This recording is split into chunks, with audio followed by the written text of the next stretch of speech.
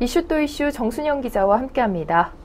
이 법원이 변희재 대표에게 구속영장을 발부하자 이 김광진 의원이 강력한 처벌 의지를 밝혔다죠? 네, 그렇습니다.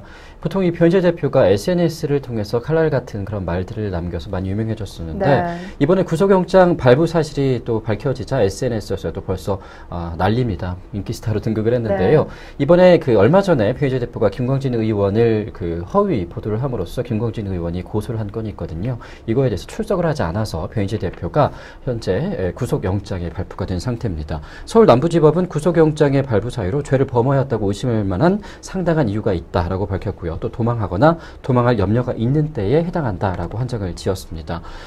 또 이렇게 피고인이 선고 공판에 연속으로 무단 불출석하는 경우는 아주 드물다고 해요. 그렇기 때문에 구속영장을 발부를 한 건데 네. 법원이 구속영장을 이렇게 발부를 실제로 한 것도 드문 일이라고 합니다. 뭐 토픽감에 나올 일일 정도는 잘 모르겠지만 어쨌건 드문 일이라고 하니까요.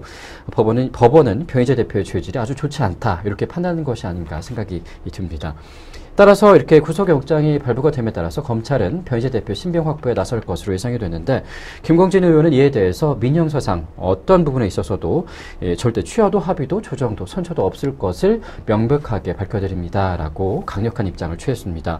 김광진 의원의 미디어워치 기자와 변희재 대표를 허위 사실을 유포한 죄로 명예훼손으로 고소한 바가 있었는데 변희재 대표가 지난해 4월 김 의원의 아버지가 김 의원의 힘을 빌어서 도의 그런 어떤 사업비를 따냈다라는 허위 보도를 했었는데 알고 보니까 김광진 의원이 의원에 당선된 시기와 또 아버님이 사업을 시작한 시기가 맞지가 않아서 허위 보도로 밝혀졌습니다.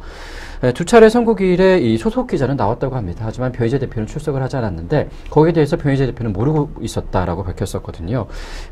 따라서 변희재 대표는 해명을 통해서 제가 형사재판 선고일 참석 의무 여부를 착각해서 불참하게 됐다. 다음 선고 기일에는 꼭 참석하겠다는 그런 확약서를 보낸 상태고 실무진의 착각으로 벌어진 일이다. 이렇게 입장을 밝혔습니다. 실무진의 착각으로 벌어진 일이라고 하기에는 너무 명백하게 잘못한 건데 실무진이 누군지 한번 밝혀줬으면 좋겠다는 그런 생각도 해봅니다. 네.